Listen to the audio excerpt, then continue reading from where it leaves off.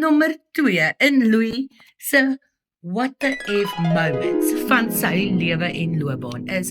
Onthou julle die keer, kom ek vat julle terug, April 2024, toe Mr. Louis Liebenberg 'n politieke party gestig het en homself beskikbaar gemaak het om as 'n onafhanklike kandidaat te staan in die verkiesing representing nogals Gauteng en Vrystaat. Vat hy nou. En hier kom my favourite een, wag vir hom.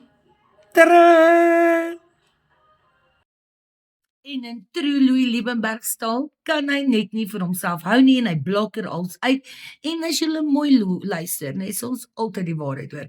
Want during sy campaign het hy gesê, as hy 50,000 mense kan oortuig om vir hom 5 biljoen, 5 biljoen te gee, glo hy kan 'n suksesvolle political party run.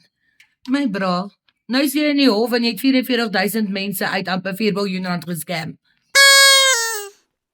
But it didn't end there, julle. Hy het sy campaign op 'n roadshow gevat, all the way from Mamelodi tot die Vrystaat. Okay, don't joke, 'n gebrande partybus.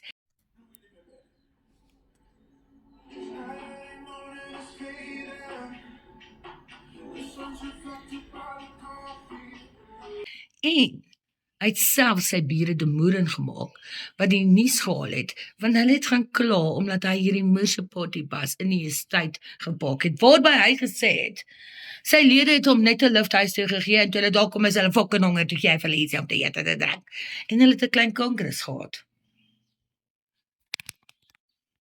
Ek wil net nog iets by julle, I just want to land a point, julle, onthou, dit was in April 2024, toe hy sy political debut gemaak het. Okay, maatjies, kom ons gaan. April, Mei, Junie, Julie, Augustus, September, Oktober jou katvis toe jy gearresteer is.